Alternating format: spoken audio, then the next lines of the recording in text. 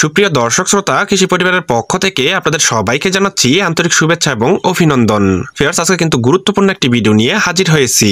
আপনারা যারা ঝিঙে চাষ করতেছেন বা করতে চাচ্ছেন তাদের জন্য কিন্তু এই ভিডিওটা খুবই গুরুত্বপূর্ণ, কেননা আজকের ভিডিওতে আমি আপনাদেরকে দেখাবো কিভাবে ঝিঙে চাষ করতে হয়। আজকে কিন্তু আমি ঝিঙের বীজ লাগানো থেকে শুরু করে ঝিঙে ধরা পর্যন্ত সম্পূর্ণ পদ্ধতিটা দেখাবো। তার সাথে সাথে আরো দেখাবো ঝিঙে গাছ লাগিয়ে দেওয়ার পর কি কি পরিচর্যা করলে ঝিঙের বাম্পার ফলন পাবেন। তবে চলুন ফিয়ার্স, মূল ভিডিওতে চলে যাই আর দেখে নেই যে কিভাবে ঝিঙে চাষ করতে হয়। ঝিঙে চাষ করার জন্য আমি একটি মাদা তৈরি করে নিব। আর এই মাদাটা তৈরি করার জন্য কিন্তু আমি সর্বপ্রথমেই একটি গর্ত করে নিয়েছি।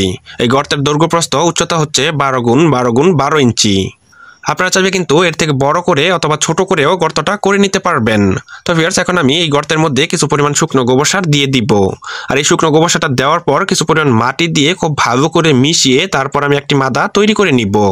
আমি কিন্তু গর্ত করার পর যে মাটিটা উপরে রেখে দিয়েছিলাম সেই মাটি আর কিছু পরিমাণ শুকনো গোবর সার দিয়ে খুব সুন্দর করে একটি মাদা তৈরি করে নিলাম। আপনারা চাইবে কিন্তু এই মাদাটা জমি থেকে 2 থেকে 3 ইঞ্চি পরিমাণ উঁচু করতে পারেন।